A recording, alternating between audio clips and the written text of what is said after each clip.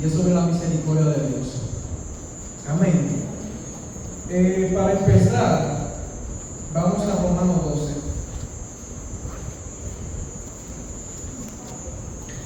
Romanos capítulo 12, versículo 1 y 2.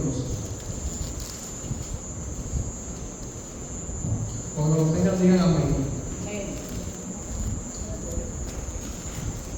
Amén. La palabra de Dios se lee en el nombre de Jesús. Amén. Así que, hermanos, os ruego por las misericordias de Dios que presentéis vuestro cuerpo en sacrificio vivo, santo, agradable a Dios, que es vuestro culto racional. No os conforméis a este siglo, sino transformaos por medio de la renovación de vuestro entendimiento, para que comprobéis cuál sea la buena voluntad de Dios, agradable y perfecta. Entonces, algo muy interesante de lo que el apóstol Pablo empieza aquí hablando. Él no empieza diciendo como preséntense ustedes como un sacrificio vivo, porque Dios es bueno y Dios lo va a prosperar, ustedes lo van a hacer eso, lo otro, o háganlo por tal razón. Sino que Pablo dice que presenten vuestro cuerpo como un sacrificio vivo por la misericordia de Dios. O sea, la motivación de nosotros de servir a Dios no tiene que ser lo que Dios nos pueda dar, sino por su misericordia con nosotros. ¿Cuántas personas no buscan hacer la voluntad de Dios, de presentarse como un sacrificio vivo por una causa? Mucha gente hace ayuno para que Dios le ayude en su situación económica o en su situación, no sé, sentimental, de salud. Muchas veces buscamos a Dios de una forma errada y no lo hacemos por lo que verdaderamente importa, que fue por la misericordia que Dios tuvo con nosotros. Entonces nosotros debemos de aprender que si vamos a hacer algo para Dios, tenemos que hacerlo por la misericordia de Dios. Si vamos a aprender un sacrificio vivo delante de Dios, no por lo que Dios puede hacer, sino por lo que Él hizo por mí, por la misericordia que ha mostrado en mi vida. Amén. Entonces debemos de buscar a Dios siempre por la misericordia de Dios. Pero para entender la misericordia de Dios debemos entender algo primeramente. Porque muchas veces decimos que Dios es muy misericordioso con nosotros, pero ¿cómo yo sé que es misericordioso conmigo? Es una pregunta muy interesante. Y Jesús hace una parábola que habla como de dos deudores, uno que debía mucho y otro que debía poco. Sin embargo, el que en la parábola termina explicando que quien debía más, a los dos se le perdonó la deuda, pero a quien debía más en la deuda, ese estuvo mucho más agradecido que el otro. Entonces, nosotros no podemos comprender la misericordia de Dios si no comprendemos la putrefacción que era nosotros, separados de Cristo Jesús. Entonces, para eso me gustaría primero que entendamos qué tan corruptos somos nosotros delante de Dios. Y para eso nos vamos al libro de Miqueas.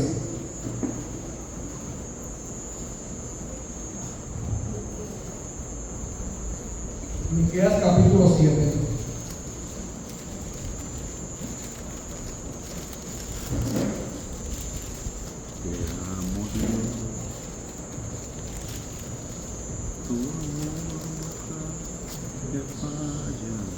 Amén.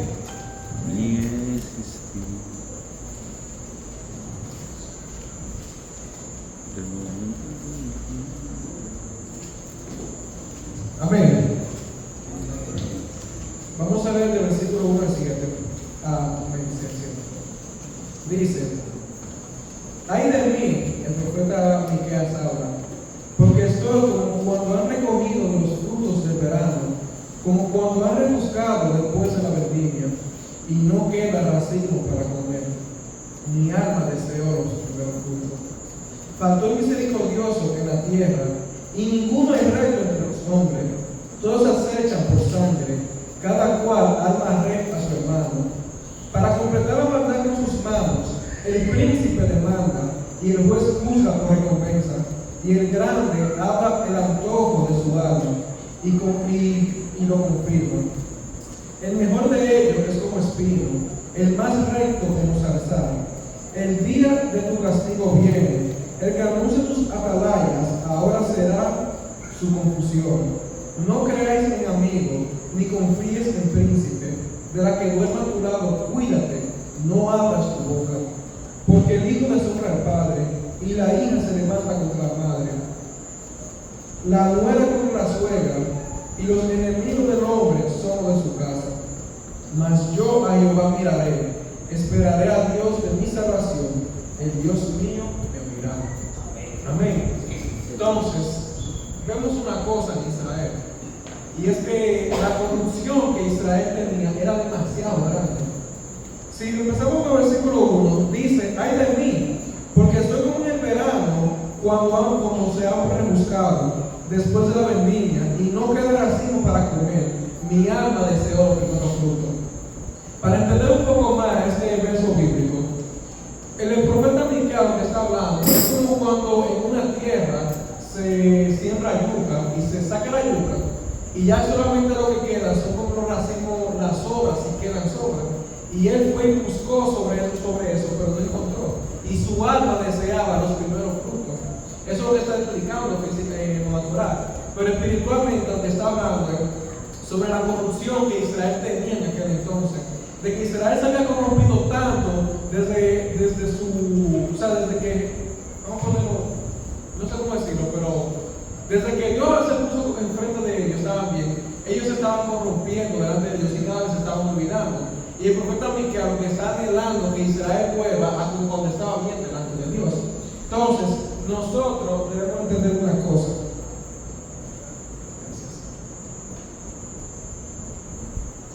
Israel estaba tan corrupto que lo único que buscaban ellos era derramar sangre. Aún con sus propios hermanos armaban redes. Por ejemplo, como dice aquí, el príncipe demandaba y el juez juzgaba por recompensa. O sea, que no solamente ellos hacían el mal, sino que entre ellos mismos ya se hacían ¿cómo decirlo? ¿Cómo se llama esta palabra? O sea, eran cómplices y se hacían como entre ellos mismos, se planificaban para hacer un mal contra su propio hermano. Y no solamente ellos, sino que los grandes de aquel entonces hablaban lo que ellos querían y a su antojo lo hacían. O sea que por perverso que sea su deseo, por el simple hecho de ser un grande, cumplían con los deseos. Entonces Israel estaba tan corrupto en un punto que era una putrefacción delante de los ojos de Dios. Y yo puedo hacer una pregunta aquí. Israel estaba mal verdaderamente, pero ¿y nosotros? Sin Cristo. Porque nosotros muchas veces vemos a Israel y pensamos que es un pueblo rebelde, un pueblo malo, un pueblo que no conocía a Dios y sin embargo no lo adoraba como a Dios. Pero nosotros somos iguales. Sin Cristo nosotros somos iguales o peores. Si nosotros somos sin Cristo, si nosotros no somos tan malos como Hitler, es por la misericordia de Dios que está sobre nosotros. Pero el ser humano de por sí es un ser depravado, que lo único que lo mantiene así, que no sea tan depravado completamente, es que la misericordia de Dios está aquí sobre la tierra todavía. Pero si el Espíritu Santo se fuera de la tierra, todos fuéramos completamente corruptos. Y no estoy hablando que el mundo tenga el Espíritu Santo, no quiero que se confunda esa cosa. Sino que hay personas que son más buenas que otras, por decirlo así, entre comillas, que no hay bueno. Pero es simplemente porque tienen más porque en cierta forma, aunque sea de forma ignorante, tienen más temor de Dios que otros que no tienen temor de Dios. Entonces, para entender la corrupción del ser humano, me gustaría ir a Romanos 1, versículo 30.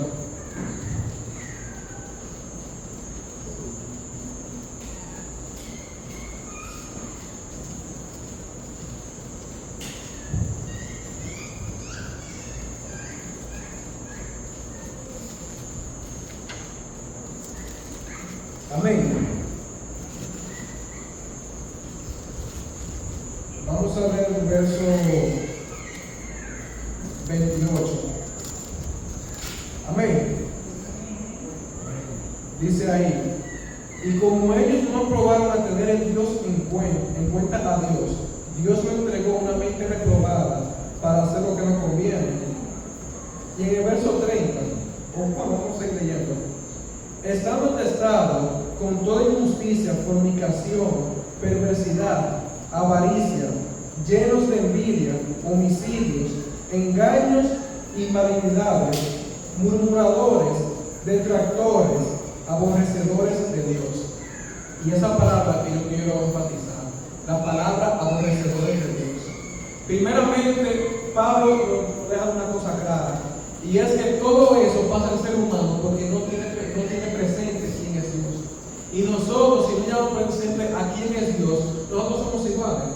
Si nosotros creemos en Cristo y andamos conforme a su voluntad, no porque nosotros éramos mejores que otros, sino porque la misericordia de Cristo vino sobre nuestra vida. Pero todos nosotros, antes de Cristo, éramos aborrecedores de Dios. Y yo sé que esa palabra suena muy fuerte, decir aborrecedores de Dios. Y muchos de los que eran mundanos antes, o sea, que no nacieron en el Evangelio, muchos pensarán como, bueno, yo nunca aborrecí a Dios, yo siempre tuve un respeto por la cosa de Dios. O muchos de los que nacieron en el Evangelio creyeron que no eran aborrecedores de Dios. Pero yo tengo que tomar una decisión aquí. Si yo voy a creer a lo que me dice la persona de que no es aborrecedor de Dios, o lo que me dice la palabra de que todos éramos aborrecedores de Dios. Y la razón por la cual todos somos aborrecedores de Dios es porque simplemente no nos queremos someter a la voluntad de Dios. Si tú le preguntas a cualquier persona, ¿tú quieres ir al cielo? Te van a decir, sí, quiero ir al cielo. Lo que no quieren es que Dios esté en el cielo con ellos. Porque todos quieren tener los beneficios, pero no quieren someterse a la voluntad de Dios. Entonces nosotros debemos entender una cosa. El ser humano, por su propia naturaleza, no quiere saber de Dios.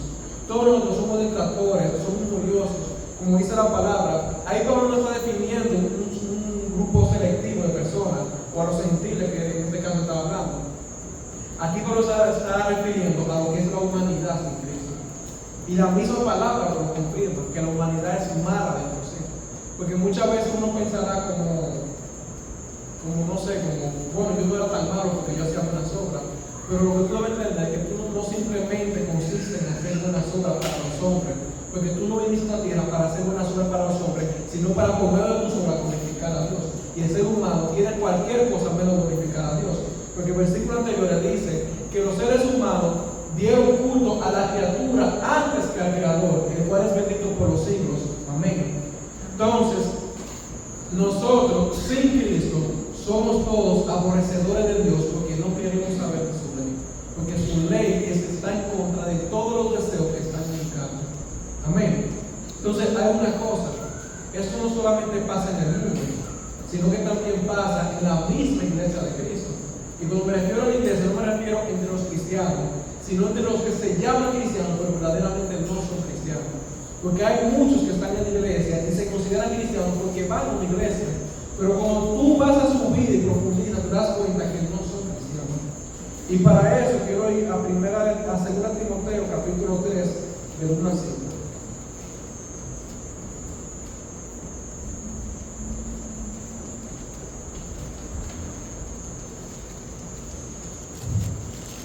Amén.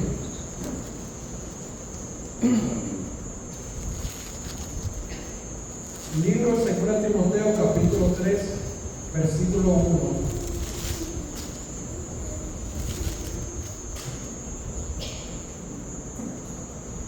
Amén. Dice, Pablo está hablando a Timoteo aquí. También debes saber esto, que en los postreros días vendrán tiempos peligrosos, porque habrán hombres amadores de sí mismos, ávaros, vanagloriosos, soberbios, blasfemos, desobedientes a los padres, ingratos, impíos, sin afecto natural, implacables, calumniadores, intemperantes, crueles, aborrecedores de los buenos, traidores, impetuosos, infatuos, amadores de los deleites más que de Dios, que tendrán apariencia de piedad, pero negarán la eficiencia de ella. A estos evitan. Y es fuerte, porque Timoteo se lo está diciendo, porque Pablo dice a Timoteo, pero no se lo está diciendo porque en el mundo a esa persona, sino porque donde congregan los hermanos, también habrán de esa persona. En los postreros días vendrán personas que son amadores de sí mismos. Y oye la palabra que dice Pablo, tendrán apariencia de piedad, pero negarán la eficiencia con sus hechos, con sus obras. Entonces, eso es una cosa que uno puede preguntarse porque, sinceramente, todos nosotros asistimos a una iglesia. Entonces, uno muchas veces se conserva, se conforma con el simple hecho de decir, yo soy cristiano porque yo asisto a una iglesia. Pero ¿cómo tú no sabes que tú eres uno de ellos? Porque yo sé que esa palabra suena muy fuerte. Aborrecedores de lo bueno, sin impiedad, crueles, despiadados, personas que aman más los deleites que a Dios. Pero la pregunta mía, si tú examinas tu vida, no conforme a la vida de los demás hermanos, sino conforme a las Escrituras, ¿tú crees que tu vida está conforme a la voluntad de Dios, está conforme a tu propia voluntad? Que tú estás buscando tus propios deseos carnales, o que tú estás buscando los deseos de hacer la voluntad de Dios. Porque muchas veces hacemos obras que aparentemente son buenas, pero son obras para vanagloria nuestro propio espíritu. Porque muchas veces nos complacemos y jactarnos diciendo que el hermano Samuel es lo mejor, que el hermano Samuel es lo que el hermano Samuel es lo otro. Pero todo eso lo hacemos no porque seamos buenos, sino porque estamos buscando nuestra propia gloria. Y la pregunta mía, ¿Dios te salvó a ti para tu propia gloria o para darle gloria a Él? Porque muchas veces decimos que somos buenos o que hacemos buena obra, pero si tus obras no van con la dirección de glorificar a Dios, son obras que son malas, por lo cual tú eres un apreciador de lo que es bueno. Y así, si especificamos cada cosa que Pablo explica aquí, muchas veces algo como aparte de nosotros, pero cuando profundizamos en las Escrituras nos damos cuenta que no somos nosotros si no tenemos a Cristo. Amén. Tendrán apariencia de piedad, que eso es lo peligroso. Porque aquí en la iglesia todos tienen apariencia de que son piadosos, pero cuando nos vamos a la casa, uno se da cuenta quién verdaderamente teme a Dios y no teme a Dios. Porque en la casa demostramos quiénes somos realmente. Cuando estamos en confianza, es que demostramos cuáles son las perversidades que salen de nuestra boca o cuáles son las palabras que glorifican a Dios delante de nuestra boca. Porque muchas veces nos conformamos solamente porque en la iglesia tenemos apariencia de piedad y que los hermanos chicos creen que yo soy cristiano, que le van a sonar que yo soy cristiano. Pero cuando vienen y le preguntan a Pablo, Pablo dice, bueno, si es cristiano. Y eso es lo peligroso. Porque lo de tu propia casa que te conocen y no creen en tu cristianismo, uno debe revisarse. Y no revisarse en base a qué tan piadoso sea el hermano debe, sino revisar en qué tan piadoso dice que la palabra yo debo de ser y qué tan alineado a lo que dice la palabra yo estoy caminando. Nosotros de por sí somos seres depravados que queremos aparentar piadosamente, pero cuando vamos a la Escritura nos damos cuenta que nosotros vivimos en una corrupción pecaminosa. Y estoy hablando como si no fuéramos cristianos, porque esto que estoy hablando aquí es para los que no son cristianos. Amén. Y para que uno vea, porque yo estoy hablando un poco sobre cómo lo vemos nosotros, pero vamos a ver ahora cómo Dios ve a la raza humana, o cómo ve Dios a nosotros. Y para eso vamos a Romanos capítulo 13.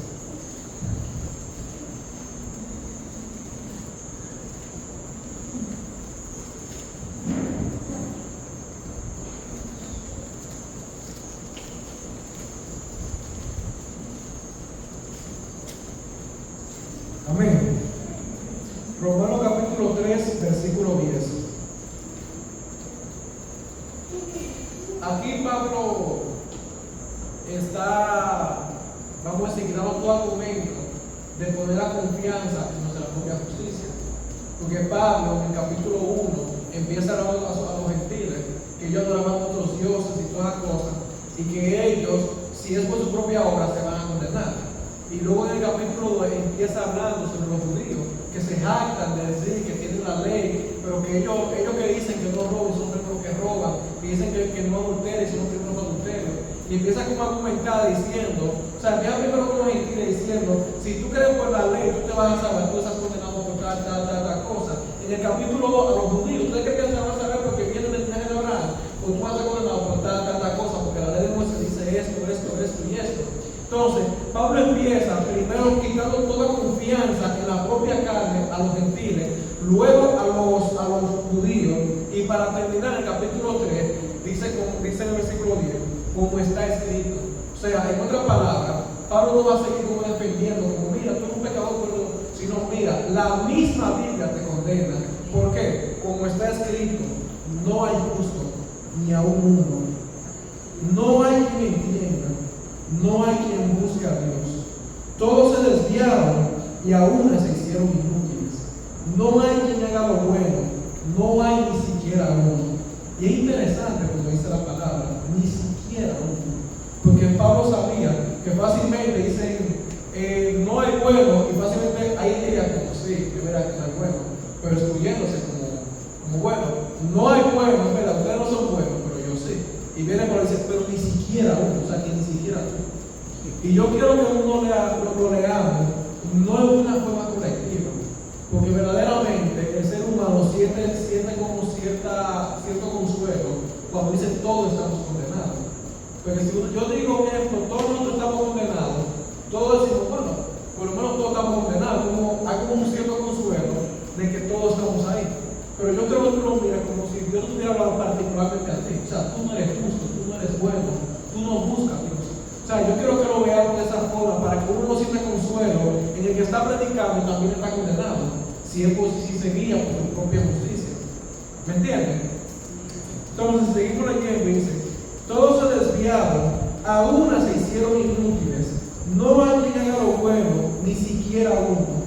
Sepulcro abierto es su garganta, con su lengua engaña, veneno de áspide ha ignorado de sus labios, su boca está llena de maldición y amargura, sus pies apresuran a derramar sangre, quebranto y desventura hay en sus caminos, y no conocieron camino de paz.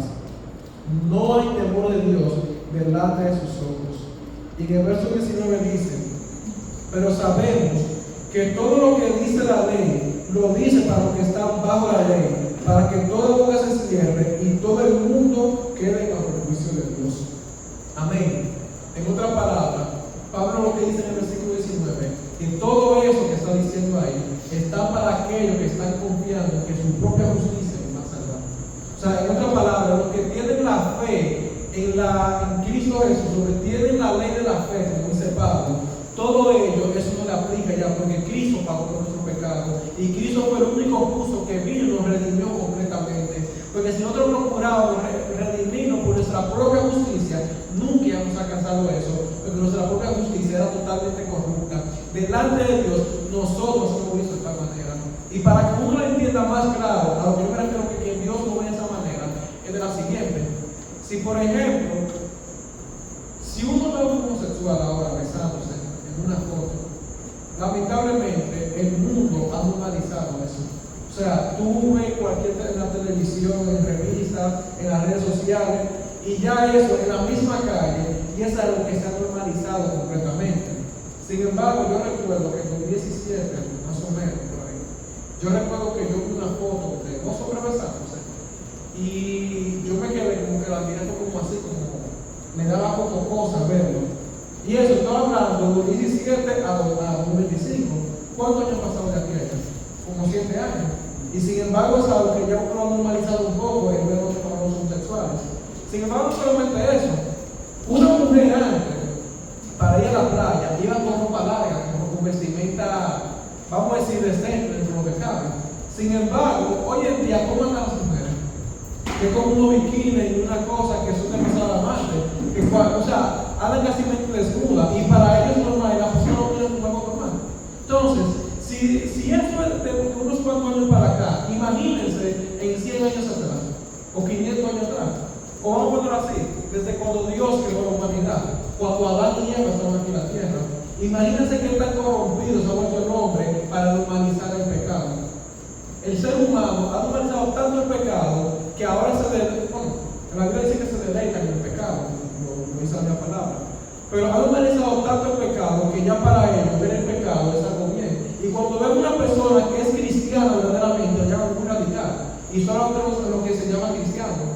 Que muchos de los que se llaman cristianos viven con el pecado muy normalizado. Y lo grande es que presumen que son cristianos, porque son libres y cosas así, pero su vida son llenas de esclavos del pecado. Y se jactan del pecado creyendo que los que no viven como ellos, entonces son unos religiosos que lo que se jactan. O sea, ellos le llaman legalistas, creyendo que por vivir de manera santa se está ganando el cielo. Y no es así. Porque el que es cristiano verdaderamente no es santo o no busca la santidad por querer ganarse el cielo, sino porque ese es el resultado de la salvación, de que Cristo lo ha salvado. Si Cristo verdaderamente te ha salvado a ti, no, la evidencia de que Dios te ha salvado a ti es tu manera de vivir. Porque si tú sigues viviendo la misma carnalidad de antes, tú solamente te llamas cristiano, pero no eres cristiano. Andas entre el pueblo cristiano, pero no eres del pueblo cristiano. Que es muy diferente el tú querer hacer obra para ganarte el cielo, que Cristo te salve y que esa misericordia que Dios puso en tu vida te lleva a ti ahora a vivir en santidad delante de Dios, en agradecimiento. de Dios que presenten vuestro cuerpo como un sacrificio vivo.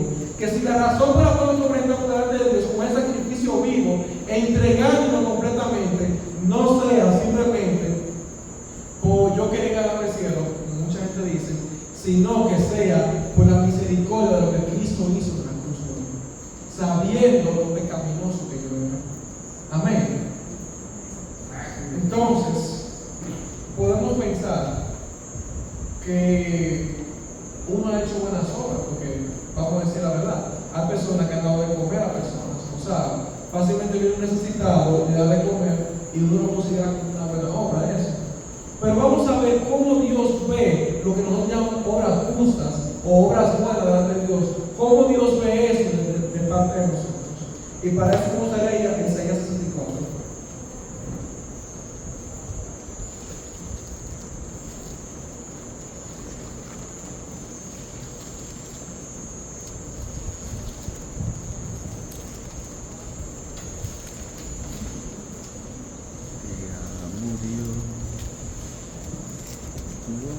Isaías 64, versículos 5 y 6.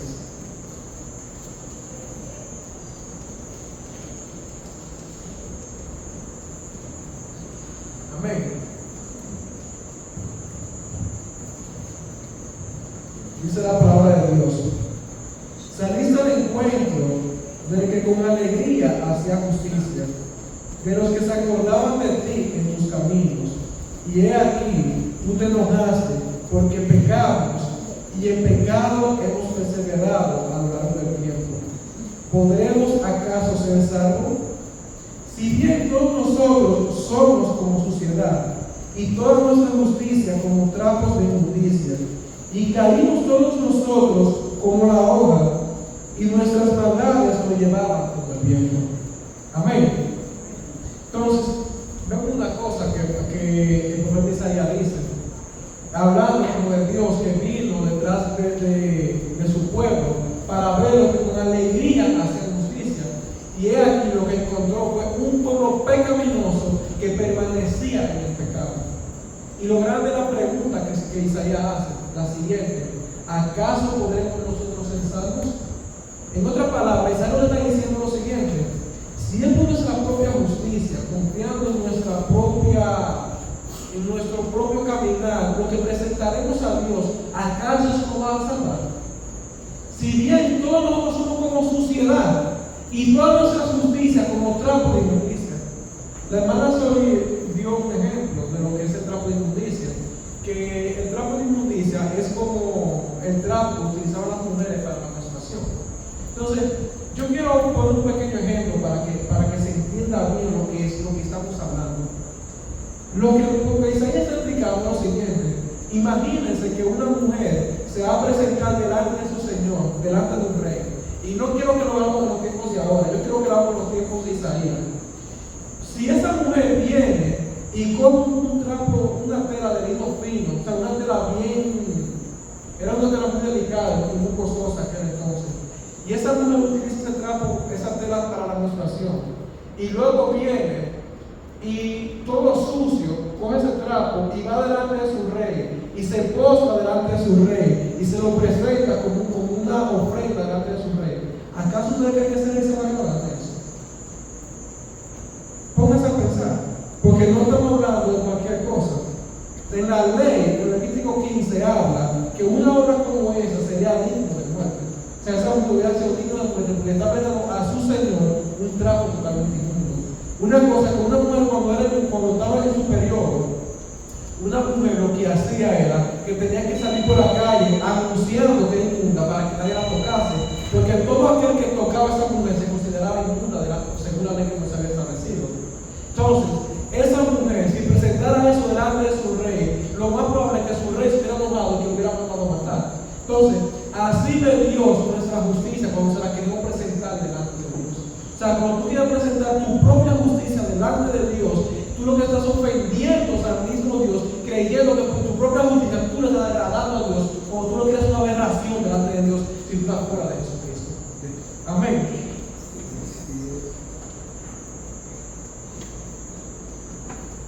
Yo sé que no hablo mucho de pecado ahora mismo, ¿verdad? Pero es importante que que entendamos el pecado. Porque si tú no entiendes lo que es el pecado, entonces tú no entiendes lo que es la gracia de Dios. Tú no entiendes por qué Dios te ha salvado. O sea, ¿cómo le explico? Es como, si yo no te explico lo que es el pecado, tú vives como un infraliberal creyendo que Dios se recibe de cualquier forma y no es así. De la única forma que tú puedes ser salvo es tú miras a Jesús. Lo que yo estoy procurando hacer es que si tú miras por este lado, te sientes que te va a condenar. Si miras por este lado, también te sientes que te va a condenar. O sea, que cuando tú miras para todos los lados, tú sientas, pues yo estoy condenado. ¿Cuál es la única salvación que yo tengo? Poner los ojos en Jesús. Porque esa es la única salvación que tenemos nosotros. La única esperanza que tenemos nosotros es si ponemos nuestra confianza en Jesús. Si yo pongo mi confianza en el que es más noble de todos ustedes, aún así yo me voy a condenar, porque aún el que es más noble de aquí es un corrupto delante de los ojos de Dios. Por eso nosotros, la única forma que podemos ser salvos es si ponemos nuestros ojos delante de Jesús. Y de la única forma que verdaderamente vamos a entender qué tan corruptos somos nosotros es si vemos a Jesucristo. Y el ejemplo más claro que tenemos de eso fue el apóstol Pablo. Y para eso vamos a buscar en Filipenses 3, capítulo 13, versículo 4 al 9.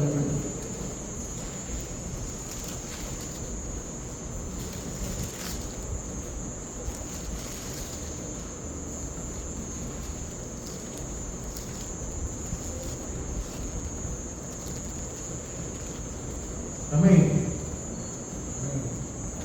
Porque yo pongo a Pablo como un ejemplo. Porque Pablo es el mismo ejemplo de lo que era querer ganarse el cielo. Pablo desde muy joven se dedicó a lo que era querer ser el fariseo más fariseo, en el sentido de que me voy a dar el cielo en todos los sentidos que se pueda hacer. Amén. Entonces, si leemos en Filipenses capítulo 3, versículo 4, dice el apóstol Pablo, inspirado por el Espíritu Santo: aunque yo tengo también de qué confiar en la carne. Si alguno piensa que tiene de qué confiar en la carne, yo más, circuncidado al octavo día, del linaje de Israel, de la tribu de Benjamín, hebreos de hebreos, en cuanto a la ley, fariseos, en cuanto al celo, perseguidor de la iglesia, en cuanto a la justicia que es según la ley, irreprensible. Amén. Antes de continuar, yo quiero que ustedes vean eso. Pablo le está diciendo eso, que si había alguien aquí, si el cielo se ganara por nuestra propia obra, si había alguien que se lo tenía ganado, entonces sería Pablo, lo que está diciendo. Porque, o sea, ustedes tienen que confiar en la carne, pero yo tengo mucho más. Porque entre los títulos, yo tenía el título más alto que se podía encontrar. Sin embargo, vamos a seguir leyendo lo que dice Pablo. Pero cuantas cosas eran para mi ganancia, la he estimado como pérdida por amor a Cristo. Y ciertamente aún estimo todas esas cosas como pérdida por excelencia del conocimiento de Cristo Jesús, mi Señor, por amor del cual lo he perdido todo y lo tengo por basura, por ganar a Cristo y ser hallado en Él, no teniendo mi propia justicia, que es por la ley, sino la que es por la fe de Cristo, la justicia que es de Dios por la fe. Amén. O sea, Pablo, para ponérselo claro, como Pablo iba de camino a Damasco, antes de tener ese encuentro con Jesús, Pablo se podía sentir como que el hombre que se estaba ganando el cielo de la forma más increíble era una persona que toda su justicia la veía como algo digno de presentar a su Señor, sin saber que ese trabajo mundo que estaba llevando delante de Dios, lo que estaba haciendo era que estaba enojando más y más a su Dios. Él creía que era aliado de Dios, pero lo que no sabía que era un enemigo completamente de Dios. Y así nos puede pasar muchas veces a nosotros, que creemos que por nuestra propia justicia, por lo que nosotros hacemos, nos estamos haciendo aliados de Dios, y no sabemos que lo que nos estamos haciendo es más enemigo de Dios, porque estamos presentando nuestra propia justicia y no la de Dios. Sin embargo, cuando Pablo tuvo ese encuentro en Damasco con el mismo Jesucristo, se dio cuenta que todo su sistema religioso estaba mal, que todo lo que él había creído hasta ese momento de su vida estaba mal. Porque mira cómo Pablo lo dice: y todas las cosas que tengo, que tenía, la he estimado como pérdida o como basura por conocer por el amor de Cristo. O sea, en otras palabras, Pablo, todo aquello que él se jactaba, cuando conoció vio el verdadero valor de Jesucristo, entonces se dio cuenta que todo eso era basura. Y eso debemos ser nosotros, hermanos. Nosotros no podemos pretender de querer ganar el cielo por nuestra propia justicia, sino que nosotros plenamente debemos de confiar en el sacrificio de Jesús y en la misericordia que Dios tuvo con nosotros, porque no éramos dignos, éramos una completa aberración delante de Dios, o sea, éramos aborrecibles. Dios estaba guiado completamente con nosotros y sin embargo pasó por alto todo nuestro pecado por únicamente manifestar su justicia por medio de Jesucristo en nosotros. Entonces, hermanos, nosotros lo único que podemos hacer es estar agradecidos con Dios y vivir presentando nuestro cuerpo como un sacrificio vivo por la misericordia que Cristo hizo en nosotros en la cruz del Calvario. No presentemos nuestra propia justicia, sino la de Jesucristo. Como dice Pablo en el último versículo, en el versículo 9, que dice: y ser hallado en él, no teniendo mi propia justicia que es por la ley, sino la que es de la fe en Cristo, la justicia de Dios que es por la fe. En otra palabra, Pablo lo que estaba diciendo era que todo lo que él hace en su vida, él no quería presentarle nada a Dios de sí mismo, porque sabía que si presentaba algo a Dios, lo que le iba a hacer enojar eso. Él quería que simplemente fuera presentado en Cristo. Y eso queremos hacer nosotros. Por eso que Pablo se sentía cautivo con el amor de Cristo, porque Pablo sí entendía verdaderamente la misericordia que Dios había presentado, que había perdido con él. Por eso Pablo decía que para mí el vivir es Cristo y el morir es ganancia. Y como decía, ya no vivo yo, sino que Cristo vive en mí. Él vivía completamente entregado a Dios porque entendía completamente el amor de Dios en su vida, la misericordia que Dios había tenido con su vida. Y eso es muy importante para nosotros, entender la gran misericordia que Dios ha mostrado con su pueblo. Pero como dije anteriormente, no merecíamos eso. Simplemente merecíamos ser condenados. Y Cristo mostró misericordia con nosotros. Amén. Vamos a Miqueas otra vez. Miqueas capítulo 7.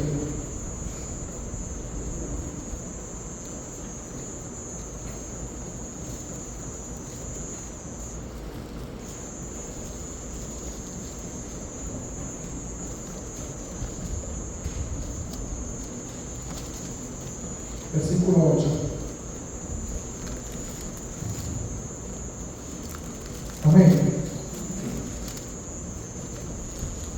Dice: y tú, enemiga mía, no te alegres de mí, porque aunque caí, me levantaré. Aunque muera en tiniebla, Jehová será mi luz. Amén. Entonces,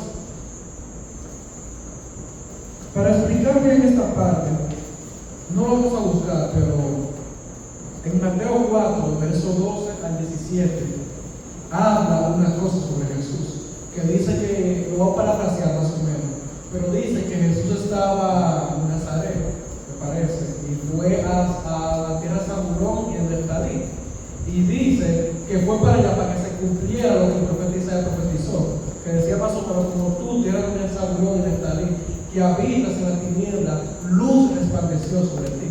Y esa luz, aunque moraba en sombra de tinieblas de muerte, luz resplandeció. Más o menos así que dice. Pero mejor está en Mateo 4, versos 12 y 17, si quieren anotarlo. Pero algo interesante, porque Jesucristo no simplemente fue y se presentó, no fue que simplemente fue y se paró, sino que lo primero que dice, luego que termina de decir lo que el profeta Isaías dice: desde entonces Jesús empezó a predicar: arrepentidos y convertidos, porque el reino de Dios se ha acercado. Entonces, hay una cosa muy interesante: la luz que Dios ha dado a nosotros es el evangelio de Cristo Jesús, porque nosotros estábamos en esas tinieblas, estábamos bajo esa corrupción de nuestro propio pecado, o sea, no teníamos esperanza ninguna. Sin embargo, Jesucristo vino con su evangelio y lo puso en nosotros y nos dio una esperanza viva de salvación. O sea, Dios vino y mostró su misericordia, trayendo un plan de salvación en el cual, confiando solamente en Jesucristo, podemos ser salvos. Por eso que nuestra salvación es simplemente por fe. No podemos añadirle obras, porque si añadimos nuestras obras, lo que estamos diciendo a Dios es que el sacrificio de Jesucristo no es suficiente y tenemos que completarlo con las obras que estamos haciendo. Y sabemos que eso es totalmente antibíblico, porque lo que estamos haciendo es poniendo en corrupción a un plan perfecto que ya Dios me ha establecido.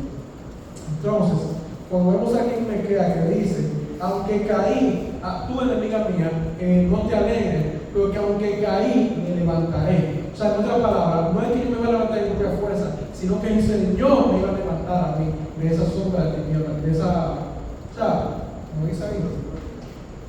Amén. Aunque caí, me levantaré, y aunque muera en tinieblas, la luz de Jehová resplandeció sobre nosotros. O sea, que el plan de salvación, aunque nosotros estábamos en sombra de tinieblas de muerte, esa luz de Cristo Jesús vino y resplandeció sobre nosotros. Y algo interesante y muy hermoso es que Mateo 5:14 dice que nosotros somos la luz del mundo, vosotros sois la luz del mundo, dice así. Pero no porque nosotros seamos salvos, sino porque nosotros, donde quiera que vamos a anunciar las buenas nuevas del Señor. O sea, ese mensaje de salvación que Dios nos entrega a nosotros debemos entregárselo a aquellas personas que no conocen a Jesucristo. El hermano Chico predicaba, o compartía, mejor dicho, el martes sobre nosotros, que si nosotros verdaderamente amamos al mundo, debemos de predicar el Evangelio. Porque qué amor es ese que nosotros decimos y solamente nos ayudamos aquí en la tierra, porque no estamos desviando lo más importante, que es su alma.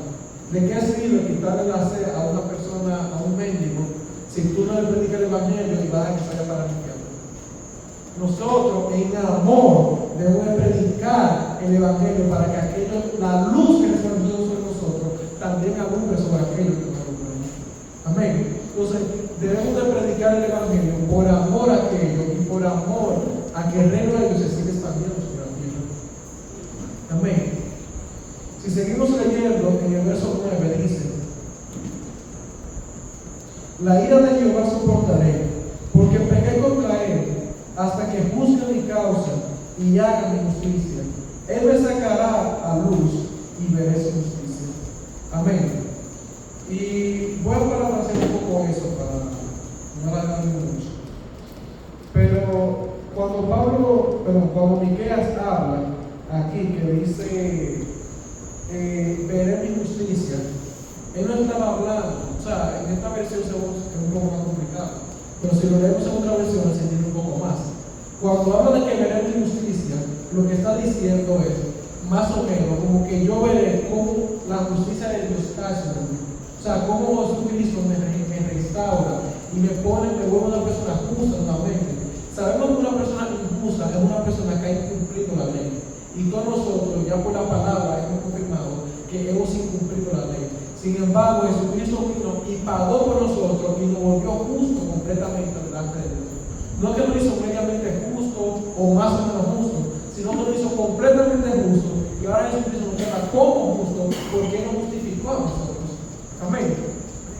Entonces, cuando habla aquí sobre eso, sobre ver mi justicia, lo que está hablando de cómo Cristo nos regeneró nuevamente.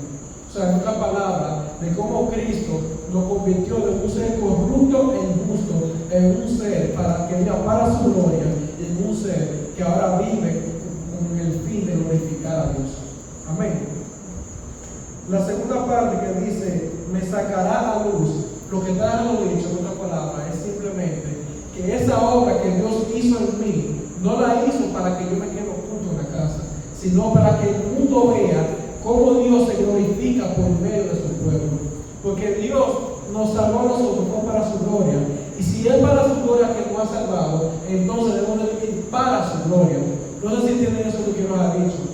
Lo que en pocas palabras, si Dios verdaderamente te salvó a ti, es para que ahora tú andes amando a Dios y cumpliendo sus mandamientos, y para que el mundo vea el gran poder de Dios de cómo obró en tu vida. Y de la única forma que el mundo pueda ver eso es si Dios te da la luz. Porque no es verdad que un cristiano que Dios ha hecho su maravilla, esa maravilla tan grande, no es verdad que un cristiano se va a quedar oculto. En otra palabra, para que se me entienda más claro, si supongamos que yo vengo y tengo